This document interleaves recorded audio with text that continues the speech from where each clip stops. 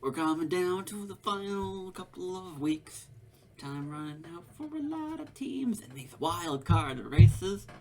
And hell, some of these division races are going to be really, really fun. Let's get into it and let's see what we think is going to happen this upcoming week.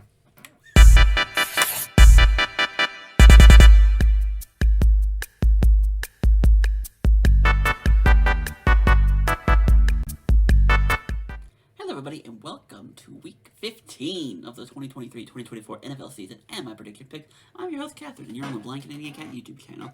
I say meow and I roll intros. Oh boy, do we have a lot going on here. Well, there was a thing I don't remember off the top of my head. We are on to the week 15. There are 4 weeks left in the NFL.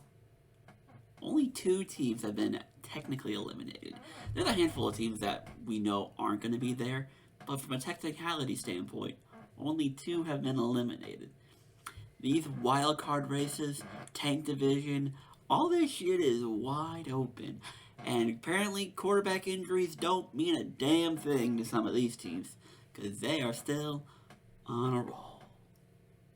But to get that going, let's take a look at last week, where admittedly we probably had our worst week of the season, which, to be fair, we did get hit with a lot of curveballs.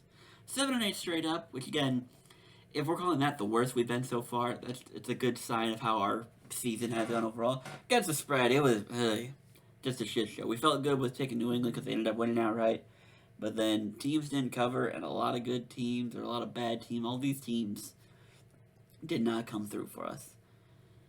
Especially teams like San Fran, who are favored by 13.5 and only win by 12. So, thanks, San Fran. Drew Lock can really intimidate you that much.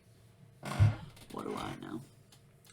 But yeah, puts us at 131-77 straight up. With 4 weeks left, we still have a good chance to keep that bad boy under 100. So fingers crossed. 5 6 loss things here, which should be fine. But now we're back to 16 games for the final 4 weeks, so let's hope we get it. And we're going to start that off with these picks here. Spreads, whatever. Totals, whatever. Totals have actually been positive, and I like that. Let's get to the game. First off with the Thursday night game, the Vegas Raiders and the Los Angeles Chargers. Herbert's done probably for the year, meaning this game's going to be a wash. That being said, the Raiders putting up a 0 on Sunday makes me wonder what kind of shit show this game's going to be. I would say take the under, but knowing our luck with Thursday Night Football, it's going to shoot over anyways because we can't have shit.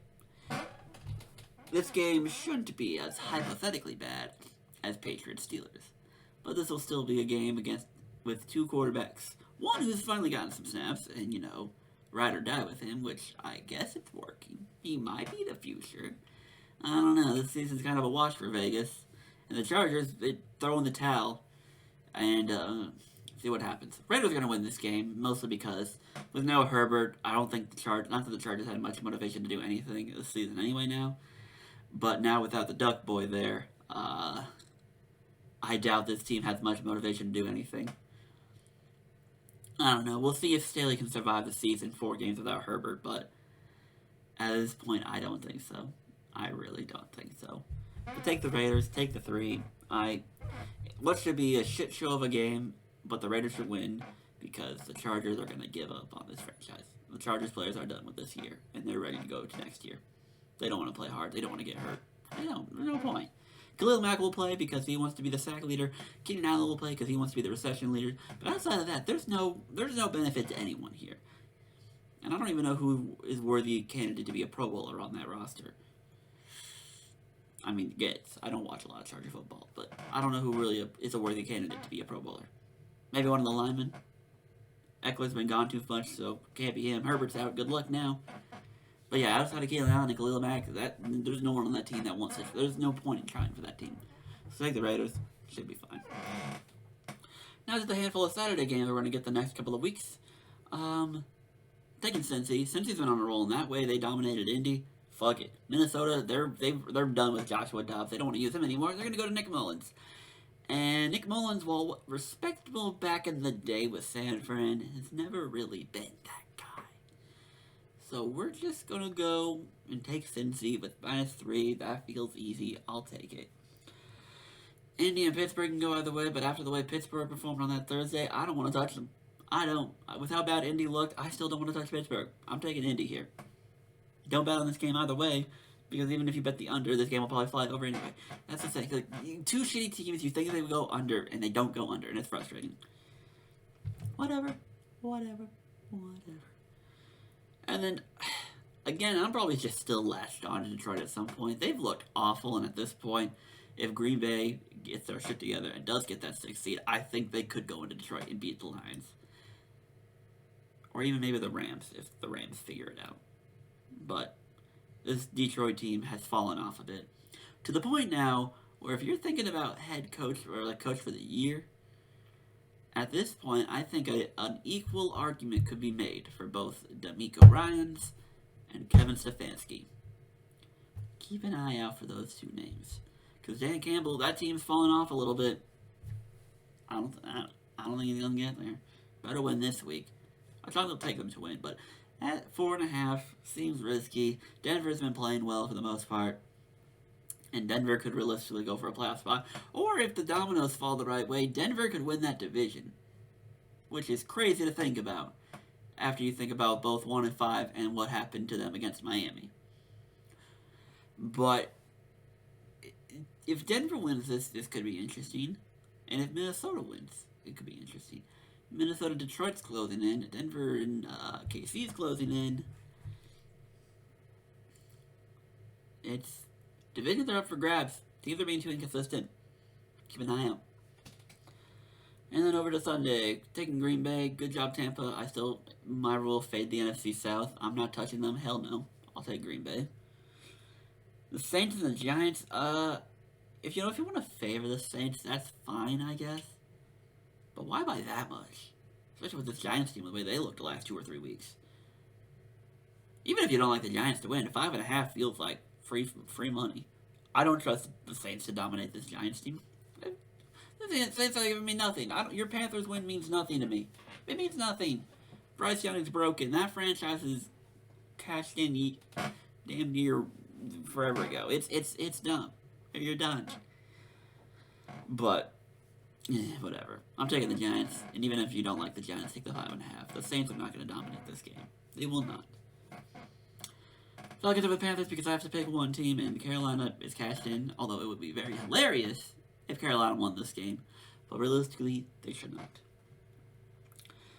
Titans over the Texans with CJ Stroud in concussion protocol. He's probably going to be out, even though it's a tough one. But Davis Mills is a respectable backup, and Tennessee's still a bad team, so Houston could get away with this. I'm taking Tennessee mostly because they got some confidence from beating Miami, which, if you can beat Miami, who's to say you can't beat Houston with a backup, you can't beat Houston with a backup quarterback. So Tennessee should be motivated to win this game. I don't think you could. I'm taking it just because Will Levis might be something, but with CJ Stroud likely to be out, with no Tank Dell, probably no Nico Collins, this Texans team's not looking that great. I'll give them benefit of the doubt of plus 3.5 because Tennessee is shaky, but Tennessee should win this game, and Derrick Henry should have a Derrick Henry type game. Dolphins over the Jets. I'm not betting on the Jets. You can't convince me otherwise. Miami clears. Dolphins over the Bears. Bias to Joe Flacco. Fair. Defense is falling off a little bit, but I don't trust this Bear team. The Bears aren't good. I don't care what the Lions show. Bears aren't good. I'm taking Cleveland. KC over New England. New England sucks. I'm not even going to discuss it. Rams over the Commanders. It's 6.5 seems iffy, but at the same time, I don't know what to expect from the Commanders. With 4 weeks left, they're essentially out. Sam Howell might try to go for top 5 passing yards, which could arguably make him a Pro Bowler or maybe a Pro Bowl alternate when one of Dak, Brock, and Jalen go to the Super Bowl. So, he could be the 4th best QB, take a playoff spot, or take a Pro Bowl spot. But outside of that, I see nothing. I see nothing. And if I'm Terry McLaurin, I want out of DC at the end of the season. At this point, it's not quarterback. It's team. It's functionality. I need somewhere where I will actually be targeted at least 5 times a game, every game. maybe even more. Niners over the Cardinals. I'm not gonna bother. Cowboys Bills. Cowboys Bills is gonna be the most interesting game here. And that's because the Bills are fighting for a playoff spot. Dallas is fighting to keep up, and realistically, I mean, if Philly's gonna get a cakewalk here. But if Philly could slip up once, Dallas needs wins and needs to prove legitimacy. So this will be the game for this, and then they got Miami too next week after this. So Dallas needs to win at least one of these two games. Probably should win both, just to establish themselves as we are real. But Buffalo needs this. If Buffalo doesn't get this, Buffalo's not making the playoffs. They will simply not make the playoffs. Too crowded in that AFC playoff picture. Too crowded. Ravens over the Jags. Trevor Lawrence injury might be nagging a little more. It's going to be interesting in this game without Kyle Hamilton. Assuming he stays out, I'm hearing it's not that big a deal injury, but I kind of want him to stay out anyway. Make sure it heals up a little bit, give it time. But I'm also a biased Ravens fan, so what do I know? But yes, this Ravens team, even with that scare against the Rams, should take care of business here. Maybe in Jacksonville will make it complicated, but the Ravens should take care of business here. And he goes over the Seahawks. Seahawks are in a free fall. While Philly technically is too, Seattle's in a bigger free fall. Philly can still rely on like talent and stuff to get them back. Seattle, it's where are you gonna go with it? Where are you gonna go? And that's that for you. No parlay of the week. Again, I'm running behind on making these, so I just don't have the input to put all the what I like. I mean, again, like I said, Giants plus 5.5. Grab that. KC, the fact they're under 10, it's the Patriots, so KC should be fine against New England.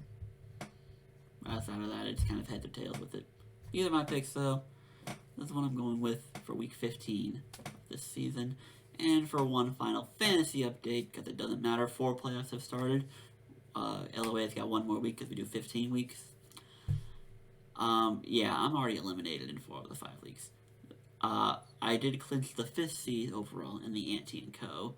So I have a 4 seed matchup. I forget who against, but that's the only really quality team left to talk about. Everyone else has missed the playoffs, which sucks too because in the off-name league that I did not really talk about this season, I did in fact finish with the second most points in that league. Second most. And because I went with a 500 record, I missed out. And that's fantasy football for you. Oh yeah. And that's all I got. Thank you all for tuning in to Week 15 video. Thank you to our special guest, Chihiro, for always being supportive in the background. Thank you to Marlon, wherever he ran off to. With that, that is all for us. I'll see you all next week. Choose peace, accept love, and have big trust. Bye-bye, Internet.